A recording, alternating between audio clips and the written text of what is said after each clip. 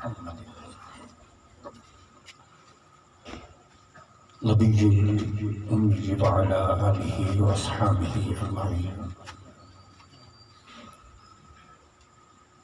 أما بعد، أعوذ بالله من الشيطان الرجيم. بسم الله الرحمن الرحيم.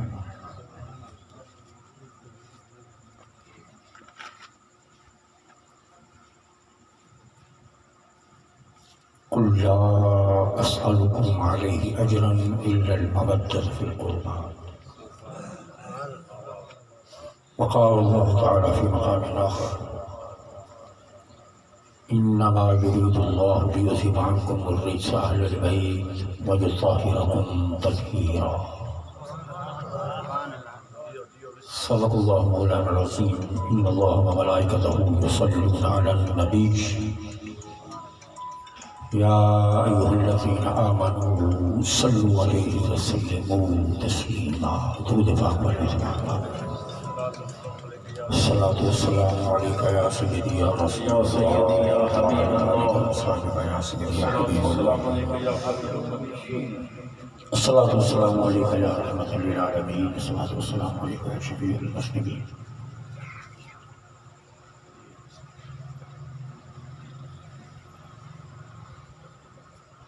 میرے انتہائی واجب القدر والاحترام محترم المقام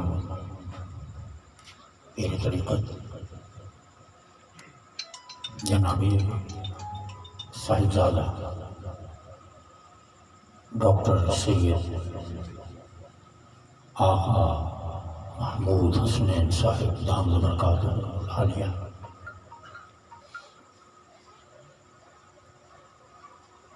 حضرت علامہ شعیب رضا قادری صاحب،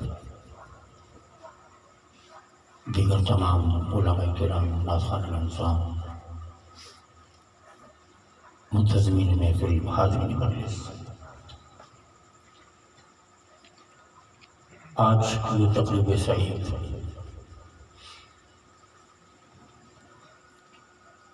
بسلسلہ ایصال ثواب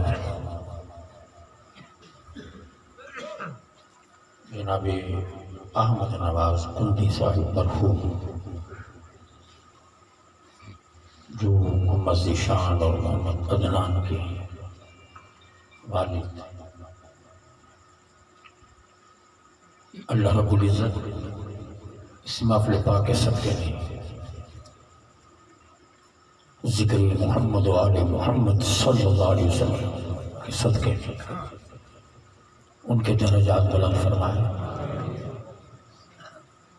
اور چہلم کی اس تقریب کو، آپ کے آنے، آپ کے بیٹھنے اور مبارک ہستیوں کے ذکر کے سننے اور سمانے کو ان کے لیے بہت بڑے اجر کا باعث بنا ہے. اللہ پاک ان کے درجات بلند فرمائے، ان کی لغزشیں، خطائیں صغیرہ کبیرہ معاف فرمائے، اور ہمارے جتنے بھی چھوٹے بڑے انتقال کر چکے ہیں، ہمارے عزا و اقربا، ہمارے بزرگ والدین جو قبروں میں پہنچ گئے، اللہ پاک اس محفل پاک میں سے حصہ عظیم ان کی ارواح کو بھی عطا فرمائے. الحمدللہ یہ اس علاقے کی بہت بڑی خوش نصیبی ہے، بہت بڑی خوش نصیبی ہے.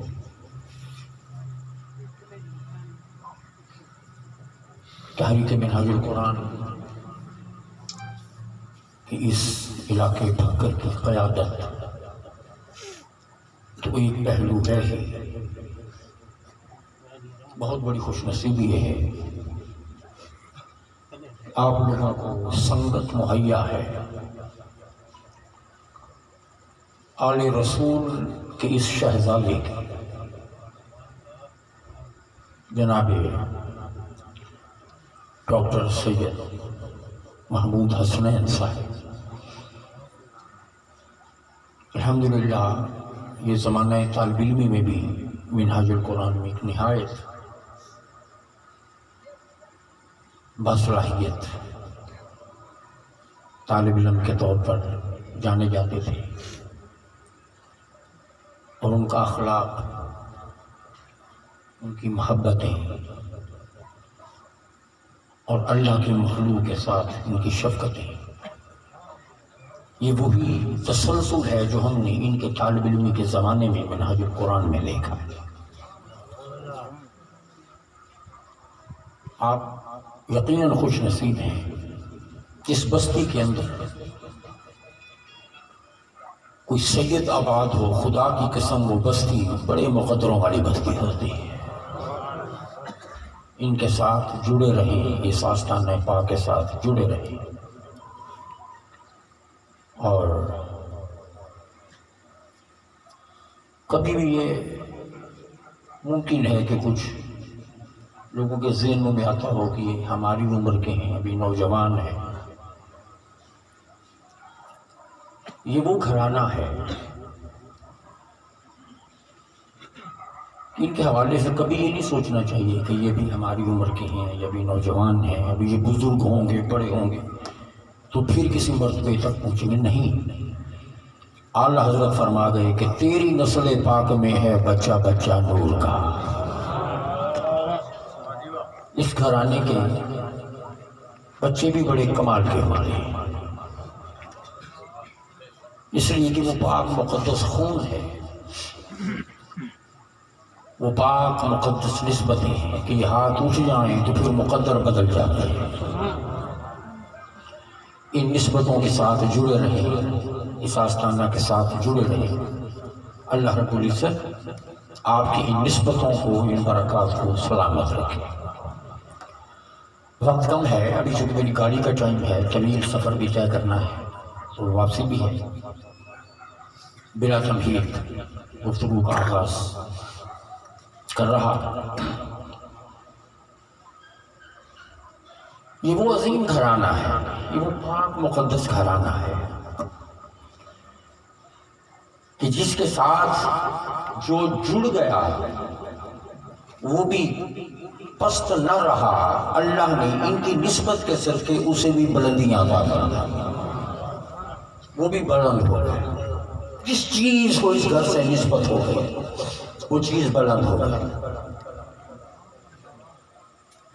علامہ بیضاوی رحمۃ اللہ علیہ بہت بڑے مفسر ہیں، ان کی تفسیر ہے بیضاوی شریف، بڑی مشہور تفسیر ہے۔ اس تفسیر میں علامہ بیضاوی ایک آیہ کریمہ قرآن مجید کی 18ویں پارے کی اللہ نور السماوات والارض، ذرا بڑی توجہ کے ساتھ اس آیہ کریمہ کی تفسیر میں علامہ بیضاوی فرماتے ہیں کہ آدم سے لے کر عیسیٰ علیہ السلام تک جس نبی کو نبوت ملی، جس رسول کو رسالت ملی، نبوت پا کر وہ نبی بلند ہو گیا، رسالت پا کر وہ رسول بلند ہو گیا۔ نبوتیں ملتی گئیں، عظمتیں ملتی گئیں، نبوتیں ملتی گئیں، شرف پاتے گئے، نبوتیں ملتی گئیں، بلند ہوتے چلے گئے، نبوتیں ملتی گئیں، عزتیں عطا ہوتی گئیں۔ تو جس کو نبوت ملی، آدم سے لے کر عیسیٰ علیہ السلام تک جس کو نبوت ملی، اس نبوت نے اس نبی کو بلند کر دی، اس نبی کو بولے تو بولتے آپ تھکے ہوئے، آپ سے زیادہ آپ گھر سے اٹھ کے آئے ہیں، میں بہت طویل سفر کر کے آیا ہوں اور کئی دنوں سے جاگ رہا ہوں، مسلسل سفر، اور ابھی میڈیسن کھاتا ہوں تو پھر تھوڑا سا بولنے کے قابل ہوتا ہوں، گلا یہ سارا تکلیف میں اس وقت بھی شدید تکلیف کا احساس ہے، محسوس کرتا ہوں، لیکن ڈیوٹی ہے محمد والے محمد کی، اسے پورا کرنا ہے۔ آپ حضرات بھی جتنی دیر تک ہم ذرا فریش رہیں، تازہ رہیں، جاگتے رہیں، جاگیں گے۔ اچھا، جب سے میں آیا ہوں میں نے کچھ تازہ دم قسم کا، فریش قسم کا، آپ کے جذبوں کی بھرپور نمائندگی کرنے والا میں نے کوئی نعرہ نہیں سنا ابھی تک، اس سے لگ رہا ہے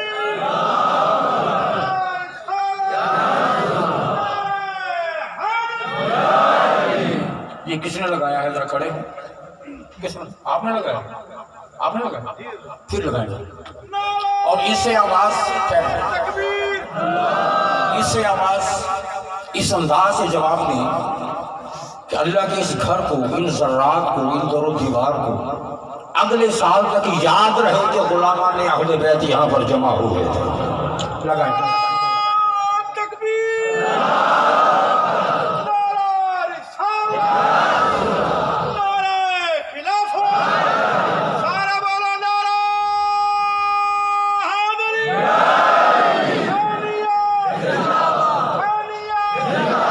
تھوڑا سا وقت طویل نہیں، انشاءاللہ آپ کو چپ میں بھی نہیں بیٹھنے دوں گا جب تک میں یہاں ہوں. میں بولوں گا تو آپ بھی بولیں گے، بلواتا رہوں گا، آپ کو جگاتا رہوں گا انشاءاللہ.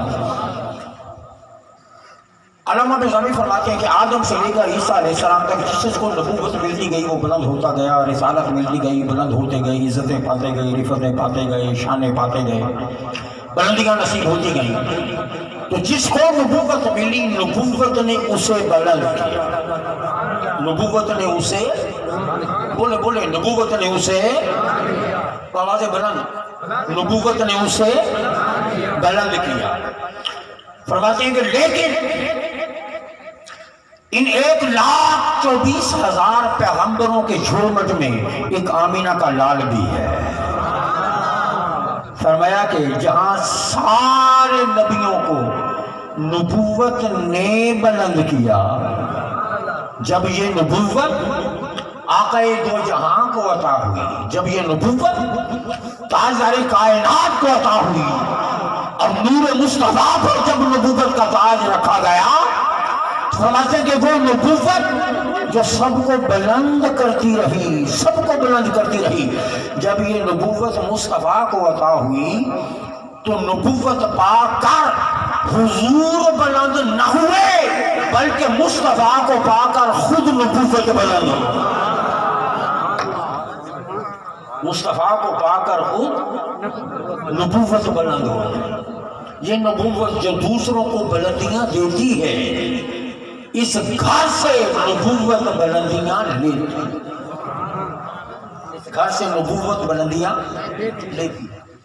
آگے محدث ابن جوزی ایک کتاب لکھی مناقب احمد بن حنبل، اس کے صفحہ نمبر 162-63 پر فرماتے ہیں ابن جوزی خلافت کا ذکر کرتے ہوئے، یہ گھرانہ کیسا گھرانہ ہے، خلافت کا ذکر کرتے ہوئے فرماتے ہیں کہ سیدنا صدیق اکبر رضی اللہ تعالیٰ عنہ انہوں نے بھی خلافت کی، سیدنا عمر فاروق رضی اللہ تعالیٰ عنہ انہوں نے بھی خلافت کی، سیدنا عثمان غنی انہوں نے بھی خلافت کی، مولا علی شیر خدا نے بھی خلافت کی.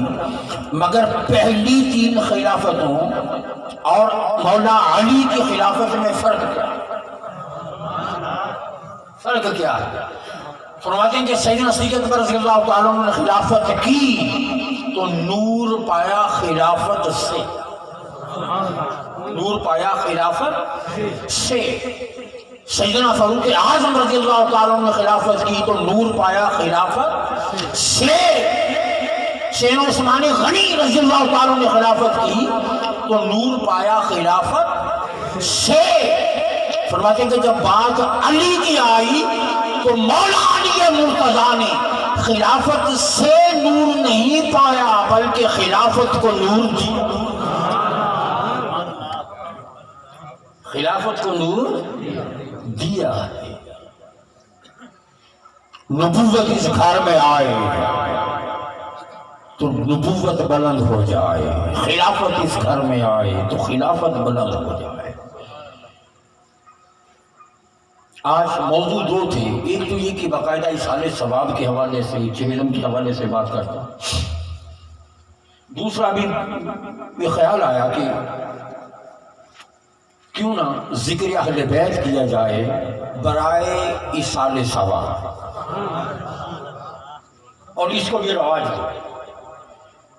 جہاں قرآن مجید پڑھ کر اصالِ ثواب کرتے ہو، یہ بہت بڑی بات سمجھانے لگا ہوں. جہاں قرآن مجید پڑھ کر اصالِ ثواب کرتے ہو، نوافل پڑھ کر، صدقات دے کر، ایک پہلو یہ بھی ہے کہ ذکر اہل بیت کیا کرو اور اس کا ثواب اپنے جانے والوں کو پہنچایا کرو. اس کا ثواب، ذکر اہل بیت کا ثواب بھی پہنچایا کرو. کیوں؟ حضور فرماتے ہیں کہ تم میں 2 چیزیں چھوڑ کر جا رہا ہوں. کون سی؟ ایک کون سی ہے؟ دو چیزیں حضور چھوڑ کر گئے، فرمایا کہ دو چیزیں تم میں چھوڑ کر تاریک فیکم الثقلین، پہلی چیز کیا ہے؟ کتاب اللہ، اور دوسری چیز کیا ہے؟ اہل بیت۔ فرمایا کہ ثقلین، دو بھاری چیزیں چھوڑ کر جا رہا ہوں، انہیں ہلکا نہ لینا، یہ دونوں بھاری ہیں، قرآن بھی بھاری، اہل بیت بھی بھاری۔ تو جب دونوں وزنی ہیں، دونوں وزنی ہیں، قرآن بھی وزنی، اہل بیت بھی بھاری وزنی ہے، تو ذکر اہل بیت پر جو ثواب ملتا ہے وہ ثواب بھی تو بھاری ہے، وہ ثواب بھی تو بھاری ہے نا۔ تو ذکر اہل بیت اس نیت کے ساتھ کیا کرو کہ اس کا ثواب۔ آپ ذکر اہل بیت کی محفل ایک بات اور سن لیں، حدیث پاک، آپ کپاہی والوں ذکر اہل بیت کی اس مجلس سے، جس کو ہم نے ذکر اہل بیت کی محفل بنا دیا، اس میں آپ اکیلے نہیں ہیں۔ تاجدار کائنات ارشاد فرماتے ہیں کہ جہاں میری اہل بیت کی ذکر کی محفل سجتی ہے، ادھر ذکر اہل بیت کا آغاز ہوتا ہے۔ ام سلمہ روایت کرتی ہے، وقت کے عظیم محدث سید امیر کبیر المعروف شاہ حمدان رحمۃ اللہ علیہ الممدد فی القربان میں سے حدیث پاک کو نقل کیا کہ حضور فرماتے ہیں کہ جہاں میرا اور میرے اہل بیت کا ذکر ہوتا ہے، ادھر ذکر اہل بیت کا آغاز ہوتا ہے، ادھر آسمان سے فرشتوں کا نزول۔ تو آپ اکیلے نہیں ہیں، وعدہ مصطفیٰ کے مطابق آسمان سے فرشتوں کا نزول بھی اس بزم میں ہو چکا۔ حضور فرماتے ہیں کہ اہل بیت کی مجلس میں اللہ کے فرشتے اترتے اینڈ تک موجود رہتے ہیں، جب دعائے خیر ہو جاتی ہے۔ تو جس طرح لوگ گھروں کو لوٹتے ہیں، وہ فرشتے بھی اپنے اپنے ٹھکانوں کو لوٹ جاتے ہیں، آسمان کی طرف پرواز کر جاتے ہیں۔ اور حضور فرماتے ہیں کہ جب وہ فرشتے آسمان پہ پہنچتے ہیں تو آسمان والے فرشتے کہتے ہیں کہاں سے ہو کے آئے؟ ہم فلاں ملک، فلاں محلہ، فلاں علاقہ، فلاں گلی، فلاں گاؤں، فلاں شہر، اس مقام پر ذکر اہل بیت ہو رہا تھا، ہم اہل بیت کی مجلس سن کے آ رہے ہیں، اہل بیت کا ذکر سن کے آ رہے ہیں۔ حضور شاہ فرماتے ہیں کہ وہ جو آسمان والے فرشتے ہیں وہ کہتے ہیں اچھا یہ ہم نے اس لیے پوچھا ہے کہ تم کہاں سے آ رہے ہو، اس لیے کہ جیسی خوشبو آج تم سے آ رہی ہے ہم نے ایسی خوشبو آج تک سونگی ہی نہیں۔ کہاں سے آئے ہو؟ وہ کہتے ہیں کہ ہم ذکر مصطفیٰ سن کے آئے، گویا یہ ذکر اہل بیت ہے جو خوشبوئیں بانٹتا ہے، جو معطر کر دیتا۔ وہ فرشتے کہتے ہیں کہ چلو ہمیں بھی اس مجلس میں لے جاؤ۔ وہ کہتے ہیں کہ بھئی اب تو وہ محفل ختم ہو گئی، پروگرام ختم ہو گیا، جلسہ ختم ہو گیا، لوگ گھروں کو چلے گئے، لنگر بٹ گیا، دعائے خیر ہو گئی، میدان خالی ہو گیا، مسجد خالی ہو گئی، اب تو وہ ذکر اہل بیت کی مجلس ختم ہو گئی، وہ جلسہ ختم ہو گیا، پروگرام ختم ہو گیا، اب تو میدان خالی، اب تو مسجد خالی ہے، اب تو گلی خالی ہو گئی، اب تو وہ مقام خالی ہو گیا۔ آسمان والے فرشتے کہتے ہیں اچھا کوئی بات نہیں، وہ جگہ خالی ہو گئی، لوگ گھروں کو لوٹ گئے، چلو کوئی بات نہیں، ہمیں لے جاؤ اور وہ خالی جگہ ہی دکھا دو جہاں علی علی ہو رہا ہے، وہ خالی جگہ ہی دکھا دو جہاں ذکر اہل بیت ہو رہا ہے۔ یہ وہ مقام ہے، یہ وہ موقع ہے، آپ اکیلے نہیں ہیں، آسمان سے فرشتے بھی آپ کے ساتھ موجود ہیں۔ تو اپنے جانے والوں کے اصالہ ثواب کے لیے ذکر اہل بیت کی مجالس سجایا۔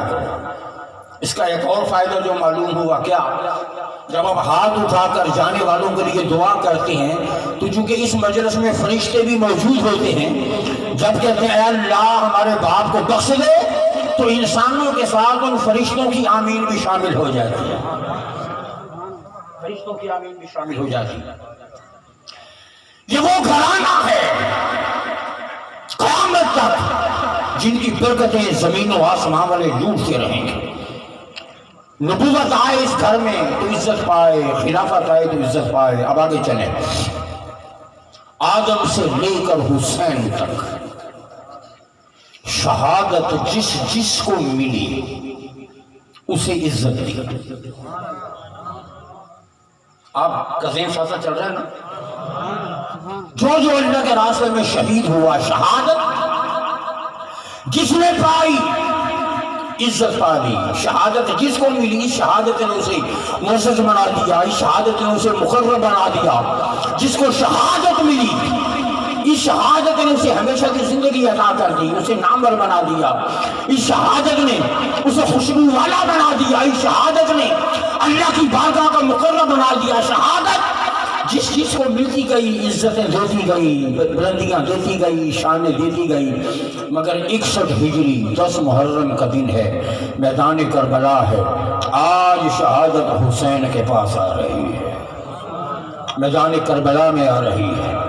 وہ شہادت جو آدم سے لے کر حسین تک جس چیز کو ملی اسے عزتیں دیتی گئی، عزتیں دیتی گئی، عزتیں دیتی گئی، مگر آج جب یہ شہادت حسین کے قدموں سے لگی تو خدا کی قسم اس شہادت نے حسین کو عزت نہیں دی بلکہ شہادت نے حسین کو پا کر خود عزت پا لی، خود عزت والی۔ نبوت اس گھر میں آئے تو عزت پائے، خلافت آئے تو عزت پائے، شہادت آئے دوسروں کو عزتیں دیتی رہے، مگر یہاں آئے حسین کے قدموں سے لگے تو خود عزت پا لے، خود بلند ہو جائے، خود مرتبے والی ہو جائے۔ اور وہ عظیم شہزادے اور عظیم خانوادہ اہل بیت، کیا شانیں ہیں، کیا اللہ نے کمال عطا فرمائے۔ حاضرین گرامی قدر، امام علی مقام علیہ السلام اور سیدنا امام حسن رضی اللہ تعالیٰ عنہ اور مولا علی شیر خدا رضی اللہ تعالیٰ عنہ اور فاطمۃ الزہرا سلام اللہ علیہا، وہ عظیم ہستیاں سنیے۔ تاجر کائنات ارشاد فرماتے ہیں حدیث پاک، من زار قبری وجبت له شفاعتی، جس نے میری قبر کی زیارت کی اس پر میری شفاعت واجب ہے۔ ذہن کو صاف صاف رکھا، جس نے میری قبر کو دیکھا، میرے مزار کو دیکھا، اس پر میری شفاعت واجب ہو گئی۔ کسی نے 100 سال بعد دیکھا مزار شریف قبر مبارک، کسی نے 200 سال، کسی نے 500 سال، کسی نے 1000 سال، کسی نے 1500 سال کے بعد، کوئی 2000 سال کے بعد دیکھے گا، کوئی 5000 سال کے بعد، کوئی 10,000 سال کے بعد، قیامت تک کلمہ گو آتے رہیں گے، بارگاہ مصطفیٰ میں حاضر ہوتے رہیں گے، اس شفاعت کے امیدوار اور مستحق بنتے چلے جائیں گے۔ یہ قیامت تک کے لیے تسلسل ہے۔ تو جس نے میرے مزار کو دیکھا اس پر میری شفاعت واجب ہو گئی۔ اچھا، جس نے ہزاروں سالوں کے بعد مزار دیکھا اس کی یہ شان ہے، اس کی یہ شان ہے۔ تو جس نے ہزاروں سال کے بعد مزار کو دیکھا ہو اور یہ شان ہو کہ وہ شفاعت کا مستحق ہو جائے، تو وہ صحابہ جنہوں نے اپنی آنکھوں سے سامنے سرکار کو دیکھا ان کی شان کتنی بلند ہوگی۔ جنہوں نے سرکار کو دیکھا، ذرا ذہن کو ساتھ ساتھ جو بات میں سمجھانا چاہتا ہوں اس طرف عائشہ صاحب کو لے جا رہا ہوں، توجہ۔ جنہوں نے سرکار کو دیکھا، محبت کی نگاہ سے آئے، کلمہ پڑھا، محبت کی نگاہ چہرے مصطفیٰ پہ ڈالی، ایک لمحے میں مقام فرش سے اٹھا، عرش تک بلند ہو گیا، یہاں تک کہ امت کا کوئی غوث صحابی کے مقابل نہ سکا، صحابی کے برابر نہ ہو سکا، کوئی غوث، کوئی قطب، کوئی ابدال، کوئی ولی، کوئی کلندر، اوتاد، اخیار، جتنے طبقات اولیاء کے سارے طبقات نیچے صحابی کا درجہ بلند۔ وجہ کیا ہے؟ محبت سے صرف ایک لمحہ ہی صحیح مگر چہرہ مصطفیٰ کو دیکھ لیا۔ تو جنہوں نے محبت سے سرکار کو دیکھا، جنہوں نے محبت سے سرکار کو دیکھا، جب ان جیسا امت میں کوئی نہیں، جنہوں نے سرکار کو دیکھا جب ان جیسا کوئی نہیں، تو جن کو محبت سے مصطفیٰ روز و شب دیکھتے رہے۔ بات سمجھ رہے ہیں؟ جن کو محبت سے خود مصطفیٰ دیکھتے رہے، جن کا ماتھا چومتے رہے، ابھی علامہ صاحب بتا رہے تھے جن کو سونگتے رہے ہیں فاطمہ کو سونگیں. حضرت عائشہ کہتی ہیں فرماتی ہیں کہ میں نے پوچھا یا رسول اللہ فاطمہ کو ہمیشہ چومتے ہیں اور پھر سونگتے ہیں، سونگنے کی وجہ کیا ہے؟ تاجدار کائنات نے ارشاد فرمایا کہ عائشہ مجھے فاطمہ سے جنت کی خوشبو آتی ہے، مجھے فاطمہ سے جنت کی خوشبو آتی ہے. جنہوں نے سرکار کو دیکھا ان جیسا کوئی نہیں، تو جن کو ہمہ وقت سرکار نے محبت سے دیکھا ہو ان جیسا کوئی کیسے ہو؟ ایک بات. دوسری بات، قرآن کہتا ہے لا اقسم بہذا البلد، محبوب وانت حل بہذا البلد، اس شہر مکہ کی قسم اٹھاتا ہوں. کیا؟ اس لیے کہ محبوب تو اس شہر میں چلتا ہے، تو چلتا ہے، یہاں کی گلیاں تیرے قدموں کا بوسہ لیتی، یہاں کے ذرات تیری نالین کو چومتے ہیں. محبوب تو جہاں جہاں گزرے، جہاں جہاں چلے، ان گلیوں کی قسم، ان راستوں کی قسم، جس شہر میں تو رہے اس شہر کی قسم. تو لوگوں قابل غور بات یہ ہے. اب صحابہ فرماتے ہیں ہم نے یہ منظر دیکھا، ادھر حسن ہوتے تھے ادھر حسین ہوتے تھے. اور حضور ابو ہریرہ کہتے ہیں ہم نے یہ منظر دیکھا، حضور کبھی حسن کو چومتے اور کبھی ادھر چومتے، کبھی ادھر چومتے، کبھی حسن کو چومتے کبھی حسین کو چومتے. ادھر قرآن نے کہا وانت حل بہذا البلد، محبوب چونکہ تو اس شہر میں چلتا ہے پھرتا ہے، یہاں کے ذرات تیرے قدموں سے لگ گئے، ان گلیوں کی قسم، ان راستوں کی قسم، اس شہر کی قسم. اب قابل غور بات یہ ہے جس شہر کے ذرے نالین مصطفیٰ کو چومے. آپ کا ذہن چل رہا ہے میرے ساتھ؟ جس شہر کے ذرے نالین مصطفیٰ کو چومے، حضور کے چلموں کو چومے، اس شہر کی رب قسمیں اٹھائے. جو ذرے نالین کو چومے تو رب قسمیں اٹھائے تو جن کو خود محمد نے چوما، جنہیں خود حضور چومتے، ان کی عظمت اور شان کا عالم کیا ہو. پھر اگلی بات یہ متفق عقیدہ ہے، علماء نے لکھا ہے کتابوں میں. حضرت علامہ مفتی عامر خان نعیمی گجراتی انہوں نے بھی لکھا کہ یہ اہل سنت کا متفق عقیدہ ہے کہ حضور کی قبر مبارک، قبر مصطفیٰ، جہاں حضور لیٹے ہوئے، تاجدار کائنات کے جسم پاک سے جو قبر مبارک کا حصہ لگا ہوا ہے، قبر کا وہ حصہ جو حضور کے جسم اطہر سے لگا ہوا ہے، اس کا مقام اللہ کے عرش سے بھی زیادہ ہے. اللہ کے عرش سے بھی، بولیں اللہ کے عرش سے بھی زیادہ ہے. قبر رسول جہاں حضور لیٹے ہوئے ہیں، تو جو حصہ جو زمین کا ٹکڑا جو جسم مصطفیٰ سے لگا ہے، اس کا مقام اللہ کے عرش سے بھی زیادہ ہے. اور سنیے، جو جسم مصطفیٰ سے لگ جائے تو زمین کا ٹکڑا عرش سے اعلیٰ ہو جائے تو خود مصطفیٰ کے اپنے جگر کے ٹکڑوں کی شان کیا ہو. جو حضور کے جگر کے ٹکڑے، فاطمہ کو پتا، فاطمہ میرے جگر کا ٹکڑا ہے، جنہیں حضور نے اپنے اعضاء قرار دیا ہے، اپنے وجود کا حصہ قرار دیا ہے. فرمایا کہ فاطمہ یہ میرے جگر کا ٹکڑا ہے. بولے فاطمہ جگر کا، بولے ٹکڑا ہے. ادھر حسن حسین کو فرمایا حسن والحسین عینایا، حسن حسین فرمایا کہ ایک میری یہ آنکھ ہے، ایک میری یہ آنکھ. حسن میری یہ آنکھ ہے، حسین میری یہ آنکھ ہے. اور پھر فرمایا کہ علی منی کمنزلۃ الراس علی جسدی، علی کی مثال ایسے ہے جیسے میرے وجود پر میرا سر ہوتا.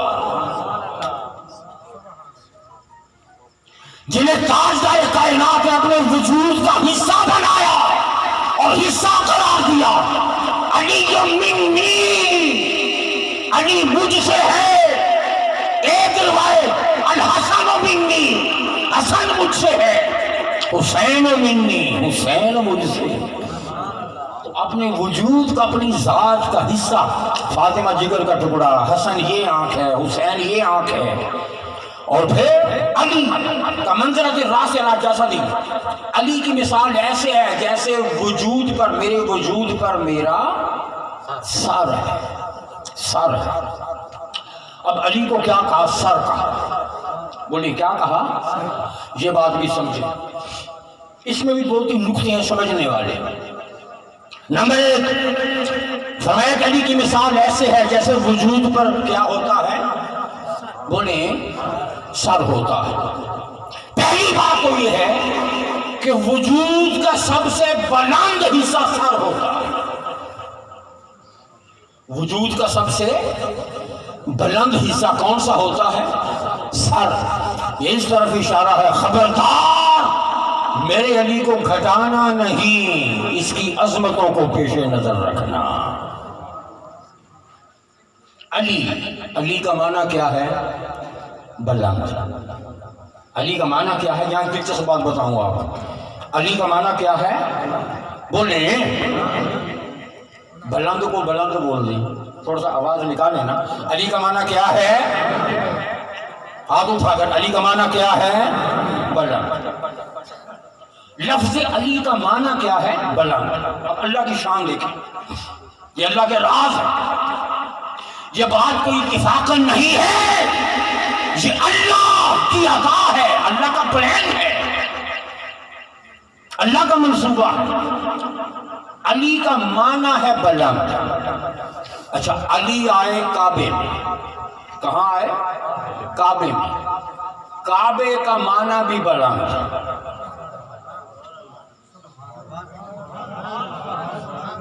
بات سمجھ رہے ہیں؟ بولتے رہے ساتھ ساتھ، بولتے رہے۔ میں اگر اس وقت تکلیف میں ہوں، اس تکلیف میں، مجھے مسلسل تکلیف میں ہوں، لیکن الحمدللہ خدمت کر رہا ہوں، آپ کی ڈیوٹی دے رہا ہوں، ذرا توجہ سے آپ بھی ذرا بولتے رہیں، جاگنے کا احساس دینا ہے مجھے۔ علی آئے کعبے میں، کعبے کا معنی بھی بلند۔ یہ جو آپ کا جو ٹخنا ہوتا ہے نا، ٹخنا، ٹخنے کو قرآن نے کہا کعبین، وارجلکم الى الکعبین، کعب، چونکہ ایسے ٹانگ ایسے آتی ہے، پھر جب ٹخنا آتا ہے تو عام سطح سے پھر وہ بلند ہو جاتا ہے۔ کعب، کعب کہتے ہیں بلندی کو، تو کعبہ کا معنی بھی بلند۔ بولیں کعبہ کا معنی بھی بلند۔ اور حیرت انگیز بات، مولا علی کی قبر مبارک کہاں ہے؟ کہاں ہے؟ نجف اشرف، عراق، نجف، مقام نجف پر، اس جگہ کا نام نجف ہے جہاں علی مرتضیٰ کی قبر مبارک۔ اٹھا کے دیکھو لغت کی کتابیں، نجف کا معنی بھی بلند۔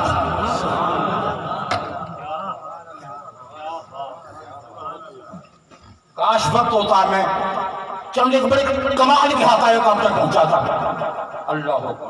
بس ایک نام کی طرف، نجف کا معنی بھی بلند۔ یہ جو دروازہ ہوتا ہے، دروازے کے اوپر جو شیڈ ہوتا ہے، شیڈ، اس کو نجاف کہتے ہیں عربی زبان میں، نجاف کہتے ہیں، جو کہ یہ عام سطح سے بلند ہوتا ہے۔ علی کا معنی بلند، کعبے میں آیا، کعبے کا معنی بلند، نجف میں مدفون ہے علی، نجف کا معنی بھی بلند، جس کے مقدر میں خدا نے بلندی رکھی ہے اسے گھٹا۔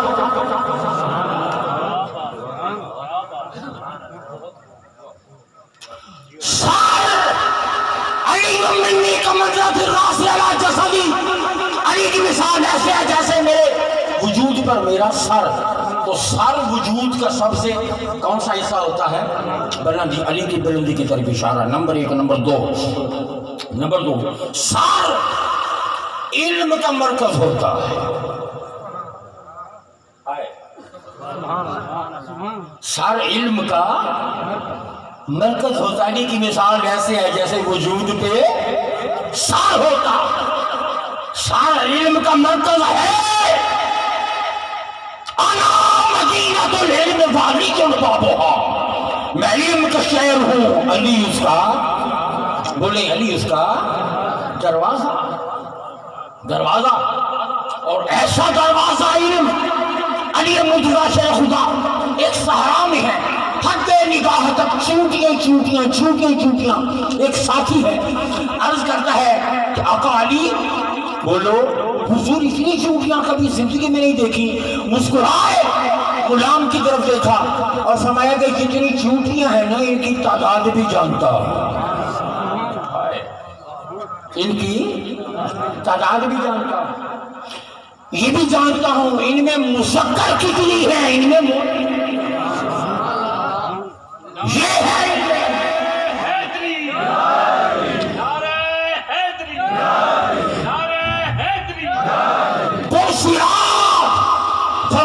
پل صراط سے گزرنے والے ایک ایک شخص اس کا چہرہ بھی جانتا ہوں, اس کا نام بھی جانتا ہوں, اس کے باپ کو بھی پہچانتا ہوں. تکبیر, نعرہ رسالت, نعرہ خلافت, نعرہ حیدری. کسی نے پوچھا حضور کوئی حسرت رہ گئی زندگی میں, کوئی حسرت رہ گئی ہو تو بتائیے. فرمایا کہ 2 حسرتیں علی کی زندگی میں رہ گئی ہیں جو آج تک پوری نہیں ہوئی. اب آپ حیران ہوں گے, علی کی حسرتیں جو خود اتنا بلند ہو اور وہ حسرت کر رہا ہو کسی چیز کی. سنیے, سوال کرنے والے نے پوچھا آقا وہ کون سی حسرتیں ہیں؟ فرمایا کہ 2 حسرتیں رہ گئی ہیں میری زندگی میں, کاش وہ پوری ہو جاتی. سوال ہوا حضور وہ کون سی حسرتیں ہیں؟ فرمایا کہ پہلی حسرت تو یہ ہے کہ جتنا علم تھا اتنا کسی نے پوچھا نہیں, جتنا علم تھا اتنا کسی نے پوچھا نہیں. دوسری حسرت کیا ہے؟ فرمایا دوسری یہ ہے کہ جتنا سخی تھا اتنا کسی نے مانگا نہیں. جتنا سخی تھا اتنا کسی نے مانگا نہیں. یہ سخاوت, یہ خون مصطفیٰ, یہ خون علی مصطفیٰ, یہ خون سادات کی اہم علامت سخاوت ہے. بولے کیا ہے؟ سخاوت. یہ اس گھرانے کا خاصہ ہے, جتنا سخی تھا اتنا کسی نے مانگا نہیں. یہ کیا پوائنٹ؟ پہلا اشارہ ہے بلندی کی طرف, دوسرا اشارہ ہے کس کی طرف؟ بولے علم کی طرف. کس کی طرف؟ علم. اب تیسری بڑی اہم بات, علی منی کا منزلۃ الراس. لوگوں علی ایسے ہے جیسے وجود میں سر ہوتا. یہاں یہ بات قابل غور ہے, آپ کا یہ ہاتھ کٹ جائے آپ زندہ رہ سکتے ہیں, آپ کا یہ ہاتھ بھی کٹ جائے, دونوں ہاتھ کٹ جائیں انسان زندہ, بولی انسان زندہ رہ سکتا ہے.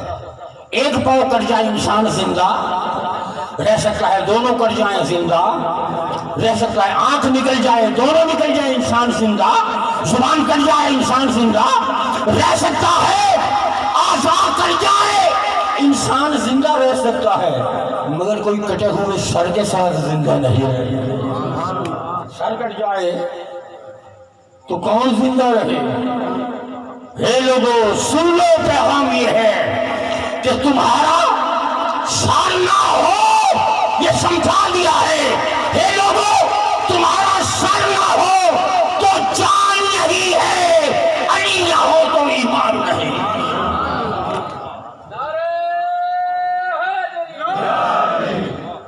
سر نہ ہو تو جان نہیں, علی نہ ہو تو, بولے علی نہ ہو تو ایمان نہیں. یہ وسیم گھرانہ ہے اور محرم الحرام.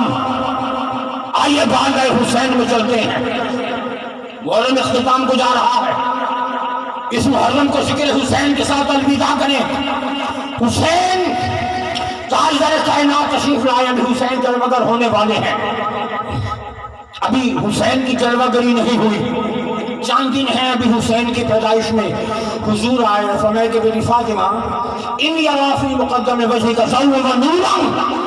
فرمایا کہ تیرے چہرے پر میں ایک عجیب نور دیکھ رہا ہوں, تیرے چہرے پر ایک عجیب نور. اور فرمایا کہ یہ نور کیسا ہے؟ خود حضور نے فرمایا کہ وسط الدین حجۃ لہذا الخالق. فرمایا فاطمہ تو اللہ کی مخلوق کے اندر اللہ کی حجت کو جنم دینے، اللہ کی حجت آنے والی ہے. حسین اللہ کی حجت. اب حجت کے مختلف معنی، بڑے اہم معنی، اور ہر معنی حسین کی بارگاہ میں جھک کر حسین کو سلام کر رہا. حجت، یہ مخلوق میں حجت ہوگا. عرض کی بابا کچھ میں بھی کہوں؟ فرمایا کہ ہاں بیٹی کہو. سنیے، ہائے شان حسین سمجھو. فاطمہ تو زہرا عرض کرتی ہیں بابا انی لما حنیت بھی لا احتاج فی اللیلۃ الظلماء الی مصباح. عرض کی بابا جب سے حسین کی امانت مجھے عطا ہوئی، جب سے حسین کا نور میرے وجود میں آیا ہے، فاطمہ کہتی ہے کہ بابا جب سے حسین کا نور مجھے ملا ہے، مجھے تب سے لے کر آج تک رات کو کبھی چراغ جلانے کی ضرورت نہیں پڑی. رات آتی ہے جب اندھیرے چھاتے ہیں، ادھر میرے نور میرے وجود سے اجالا نکلتا ہے. جب سے حسین آیا ہے مجھے اندھیرے میں چراغ جلانے کی بھی ضرورت نہیں پڑی.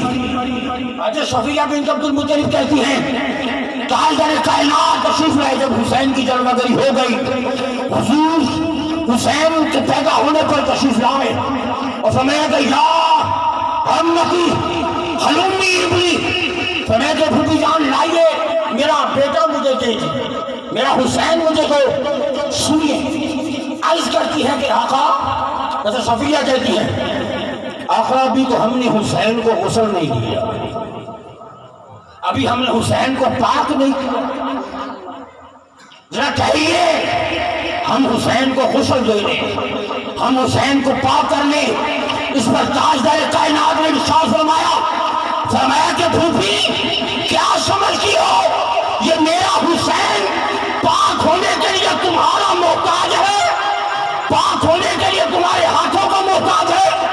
فرمایا کہ یہ میرا حسین پاک ہونے کے لیے تمہارے پانی کا محتاج نہیں ہے، تمہارے غسل کا محتاج نہیں ہے.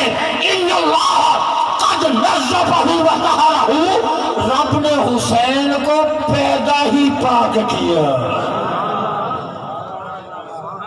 اللہ نے حسین کو پاک بنا کر بھیجا.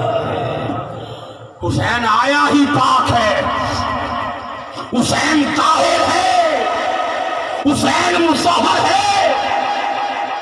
کوئی پانی، کیا پانی میرے حسین کو پاک کرے گا؟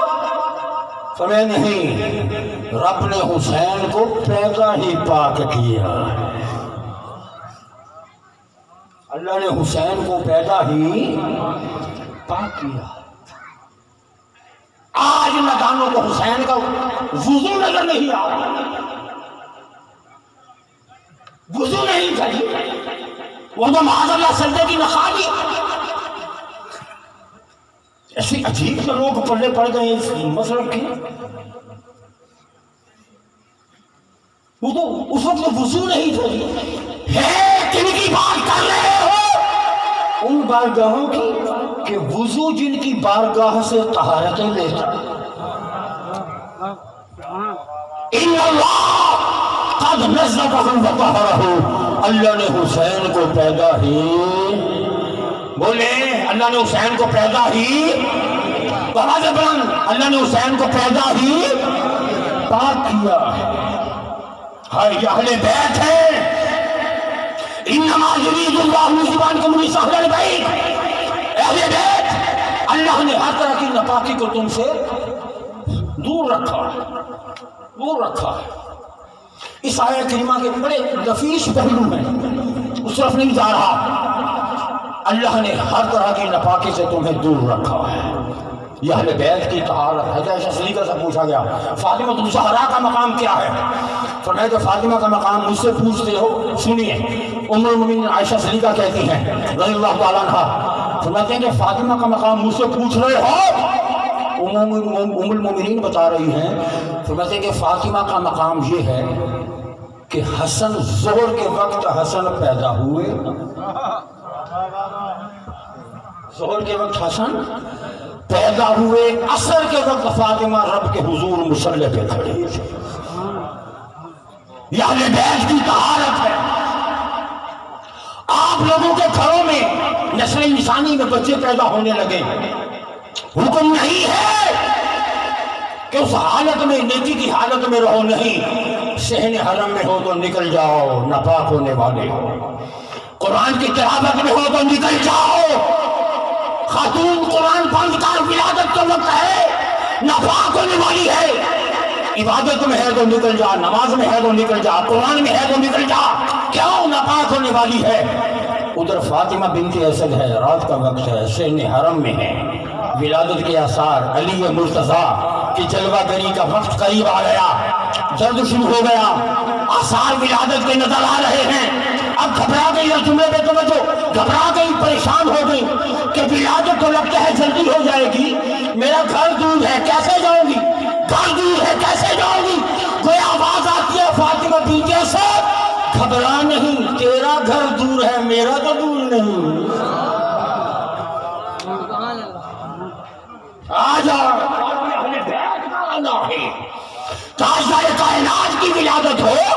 مورخین نے لکھا، سیرت نگاروں میں، پیدا ہوتے ہی مصطفیٰ رب کے حضور سجدہ کر رہے ہیں، اور سجدہ کبھی بھی ناپاکی کی حالت میں نہیں، یہ اہل بیت ہیں، یہ ان کی طہارتیں ہیں۔ پھر پہلی غذا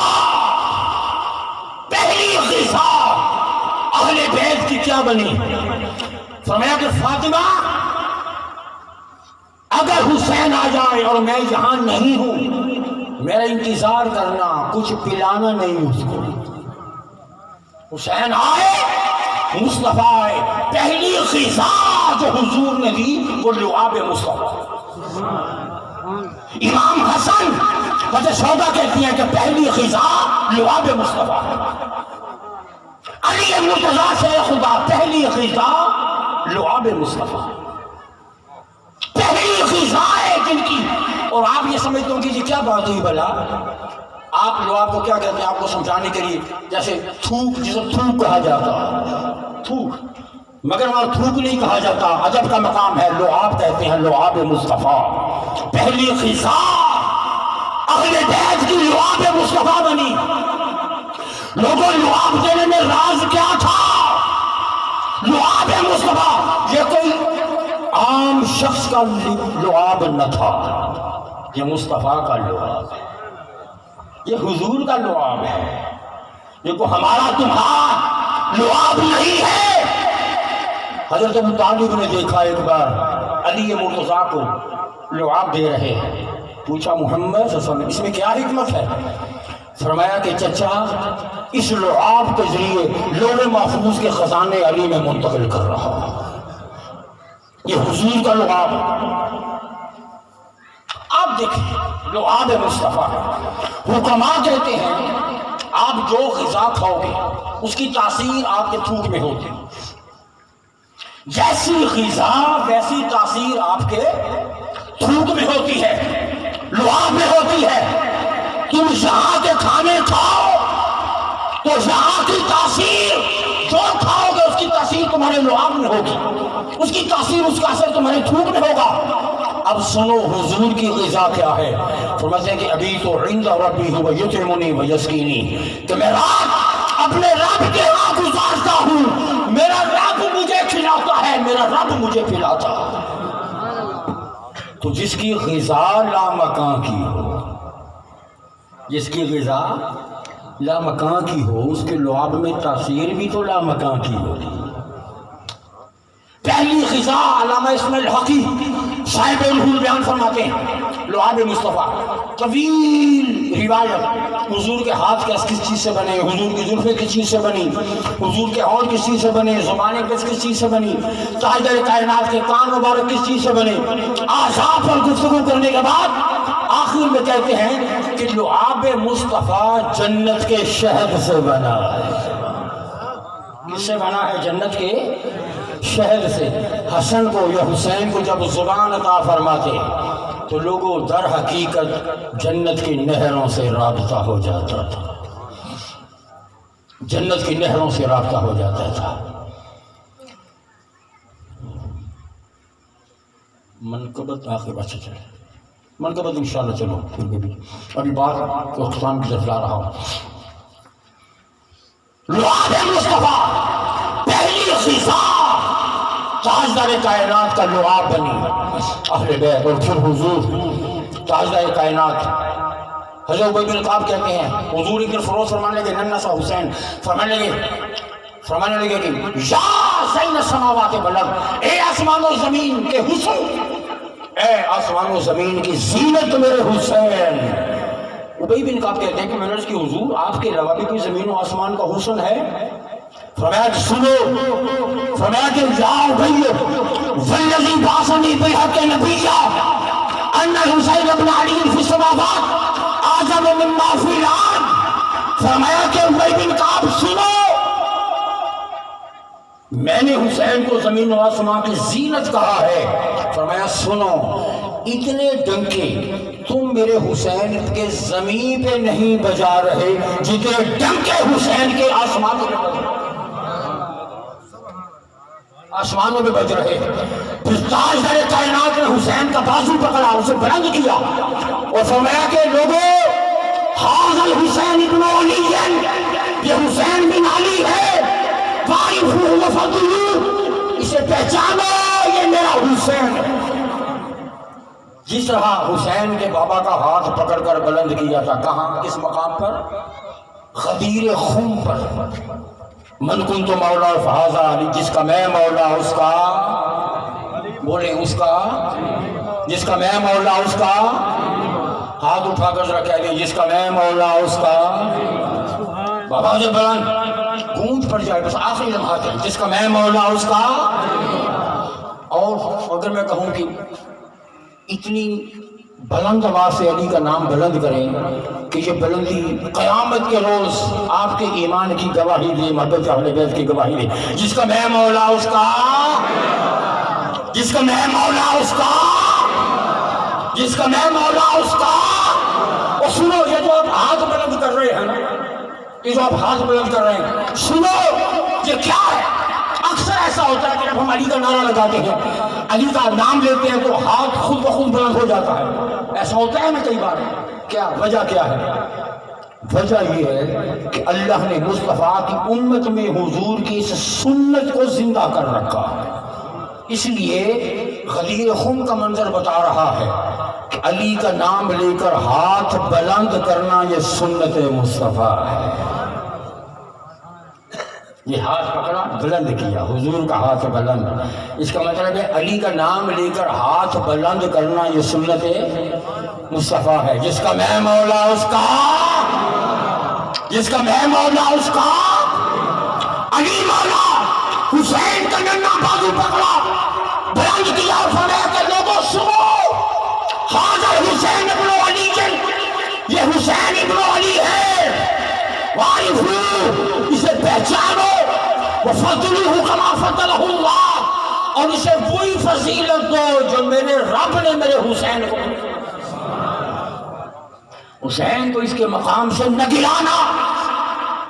अबू हुरैरा कहते हैं, अल-अदबुल मुफ़रद, इमाम बुखारी सही सफ़ा को लाए, ताजदार कायनात ने नन्ना हुसैन उसका बाजू पकड़े हुए, हाथ पकड़े हुए, इस तरह नन्हे हुसैन के हाथ पकड़े हुए हैं और हुसैन के पांव मुस्तफ़ा के कदमों के ऊपर, और हुजूर हमारे यहाँ हुजूर का आजा आजा, चला ऊपर आ ऊपर आ। अब नन्हे नन्हे कदमों से चलता चलता चलता चलता हुजूर के जिस्म पाक पर हुसैन इतना बुलंद हुआ, اتنا بلند ہوا، اتنا حضور بلند کرتے گئے بازو پکڑ کر، آجا آجا آجا آجا، جس میں مبارک پر اتنا بلند کیا لوگوں عجیب منظر بھولونا کہتے ہیں کہ ہم نے دیکھا کہ مصطفیٰ کا علم نشرہ کا سینہ تھا حسین کے پاؤں، حسین کے پاؤں ہیں مصطفیٰ کا ہے وہ سینہ، علم نشرح لک صدرک، وہ سینہ جس میں جو دل ہے، اس دل کی قسم اٹھائے خدا، قاف والقرآن المجید، ایک مقام پر نزل علی قلبک، یہ قرآن ہم نے آپ کے دل پر اتارا۔ لوگوں کیا عجیب منظر ہے، جہاں خدا کی وحی اترتی ہے وہاں حسین کے قدم رکھے، وہاں حسین کے قدم رکھے ہوئے۔ آج اسی حسین کے بارے میں اس دور کے اندر بھی آخری پیغام سمجھے، اس دور کے اندر حسین کے باغیوں کا ایک ٹولہ منصر شہود پہ آ چکا ہے، ظاہر ہو رہے ہیں لوگ، نقاب اتر رہے ہیں، ناسبیت جان پکڑ نہیں ہے، ایمان بچانا ہے، حب اہل بیت کا چراغ جو آپ کے دلوں میں جلا ہوا ہے روشن ہے، اس چراغ کی حفاظت کرنا۔ لٹیرے میدان میں ہے، آج اسی گاڑی کے اندر، جبے کے اندر، اماموں کے اندر بس ہے، ممبر کلمہ بھی نبی کا پڑھتے ہیں اور اظہار بھی اس بات کا کرتے ہیں کہ معاذ اللہ حسین سے غلطی ہوئی تھی، حسین باغی تھے، یزید حق میں تھا، یزید مومن ہے، یزید جنتی ہے، یزید صحابی ہے، یزید کی مانوی اولاد اسی جبہ و دستار کے روپ کے اندر اس میدان میں موجود ہے۔ دھوکہ نہ کھانا، دھوکہ نہ کھانا، ایمان کی حفاظت کرنا، ایمان پر خبردار، حب اہل بیت پر کوئی سمجھوتا نہ کرنا، یہ سوچ کر یہ بات غلط، وہ فلاں اتنا پڑھا لکھا ہے، اتنا پڑھا لکھا ہے، فلاں شیخ الحدیث ہے، فلاں شیخ القرآن ہے، بآخر ٹھیک ہی تو کہتا ہوگا۔ سنو، اگر حب اہل بیت نہیں تو خدا کی قسم وہ شیخ القرآن بھی جہنم کا ایندھن بنے گا، اگر حب اہل بیت نہیں وہ شیخ الحدیث بھی جہنم کا ایندھن بنے گا، وہ خطیب بھی جہنمی ہے، وہ مفتی بھی جہنمی ہے، جسے سب کچھ نظر آ رہا ہو مگر عظمت صحابہ، عظمت اہل بیت دکھائی نہ دے رہی، جنہیں آج شواہد نہیں مل رہے یزید کے قاتل ہونے پر، جنہیں آج جو گونگ ہے، جن کی زبانیں عظمت اہل بیت بیان کرتے ہوئے لڑکھڑاتی، صحابہ کی تحفظ کی آڑ میں جو بغض اہل بیت پھیلا رہے، خبردار رہو، ان طبقات کے ساتھ آنکھیں کھلی رکھو، ایمان کو بچاؤ، یاد رکھو فلاں عالم فلاں مفتی ہے، پڑھا لکھا ہے، اگر ٹھیک بات کرتا ہوگا، یاد رکھو کسی کتاب کو پڑھ کر اگر آپ نے حب اہل بیت میں سمجھوتا کر لیا، کسی مولوی کے پیچھے لگ کے، کسی مفتی کے پیچھے لگ کے، کسی امام کے پیچھے لگ کر، کسی مقرر، کسی واعظ کے پیچھے لگ کر اگر حب اہل بیت پر سمجھوتا کر لیا تو ایک جملہ یاد رکھنا، آج کی اس محفل کا حاصل سبق کے طور پر یہ جملہ ساتھ لے کے جانا کہ کسی کے پیچھے لگ کر ایمان کا سودا نہ کرنا، اس لیے کہ قبر کے اندر وہ مولوی نہیں آئے گا، حسین کا نانا مسلمان۔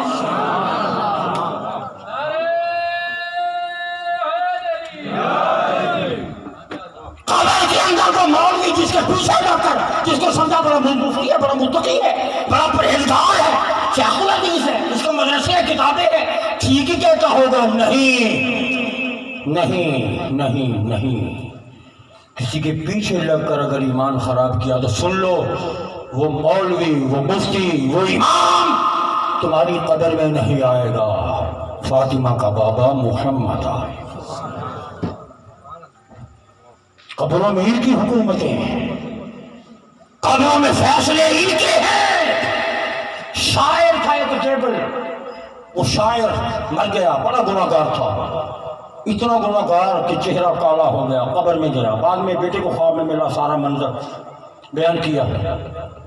تاجدار کائنات، ادھر منکر نکیر آئے، اٹھ سوالوں کا جواب دو، اٹھ، اٹھا کر بٹھایا گیا۔ ادھر منکر نکیر آئے، ادھر سراج منیر آ گئے، ادھر حضور تاجدار کائنات۔ جبل سوال و جواب ہوتے رہیں گے، ایسا کرو۔ وہ شاعر تھا جبل، یہ سوال و جواب ہوتے رہیں گے، ان کو بعد میں دیکھتے ہیں۔ جبل پہلے مجھے وہ قصہ تو سناؤ جو تم وہ قصیدہ تو سناؤ جو تم نے میرے حسین پر لکھا۔ قبر ہے، حسین کا قصیدہ پڑھا جا رہا ہے، اہل بیت کا قصیدہ پڑھا جا رہا ہے۔ قصیدہ مکمل ہوا، فرمایا گھبرا نہیں، ہم جانتے ہیں تو گناہگار ہے، تو نے میرے حسین کی تعریف کی ہے، میرے حسین کا نام لیا ہے، ذکر کیا ہے، جاؤ میں نے سفارش کر دی، رب نے تیرے گناہوں کو معاف فرمایا۔ قبر میں سکے ان کے چلتے ہیں، ان کے چلتے ہیں۔ اور آپ لوگ جو منہاج القرآن سے وابستہ حضور شیخ الاسلام سے، خدا کی قسم میں اس لیے بات نہیں کر رہا کہ وہ ہمارے شیخ ہیں، ہمارے استاد ہیں، نہیں، حق کی بات کہہ رہا ہوں، حق کی بات کہہ رہا ہوں۔ کبھی ہوتا تھا کہ یہ سنی بڑا ادب والا مسئلہ کیا ہے، سنیوں کے اندر سے یہ رضالتیں اٹھ رہی ہیں، یہ غزال، یہ غلاظتیں اسی مسئلے کا پلیٹ فارم سے اٹھ رہی ہیں۔ کبھی غم حسین میں رونے کا مذاق اڑایا جاتا ہے، کبھی 10 محرم میں شادی کو جائز قرار دیا جا رہا، کبھی من کنت مولا کا معنی جو آقا کا لفظ سنیت سے خارج کیا جا رہا۔ عجیب عجیب فتنے، عجیب عجیب فتنے۔ اس دور کے اندر ایمان بچانا ہے تو خدا کی قسم کھا کر کہتا ہوں لوگوں، اللہ کو حاضر اور ناظر جان کر، کہ واحد راستہ صرف اور صرف منہاج القرآن کا بچانا ہے، شیخ الاسلام کا بچانا ہے، ڈاکٹر محمد طاہر القادری کا راستہ، جو تمہیں ہر طرح کی بے ادبی سے بچا کر، تمہاری انگلی پکڑ کر ہر طرح کی بے ادبی سے بچا کر ادب کی پگڈنڈیوں پہ چلاتے چلاتے بارگاہ اہل بیت میں لے کر جا رہے۔ اس مشن سے، اس برکت سے وابستہ رہو۔ ایمان بچے گا تو سب کچھ بچے گا، ایمان سلامت تو سب کچھ سلامت، حب اہل بیت سلامت تو سب کچھ سلامت۔ جاتے جاتے ایک عظیم نعرہ، عظمت اہل بیت، ہاتھ اٹھا کر، عظمت اہل بیت، عظمت اہل بیت، عظمت اہل بیت، عظمت علی مرتضیٰ، عظمت حسنین، عظمت مصطفیٰ۔ اور ہم اس بات کے بھی قائل ہیں، ہر طرف ادب، عظمت صحابہ، سب زندہ باد، عظمت صحابہ، عظمت صحابہ و اہل بیت۔ یہ منہاج القرآن کا راستہ، اعتدال کا راستہ، محبت کا راستہ، امن کا راستہ۔ اللہ اس راستے پر چلنے کی توفیق عطا فرمائے، اللہ آپ کا آنا قبول فرمائے، اللہ مرحوم کی جوار رحمت میں ان کو جگہ عطا فرمائے، ان کی مغفرت فرمائے، درجات بلند فرمائے۔ اللہ ذکر اہل بیت کے صدقے میں ہمارے تمام مرحومین کے درجات بلند فرمائے، ان کی لفظ معاف فرمائے۔ رب ارحمہما کما ربیانی صغیرا وما علینا البلاغ۔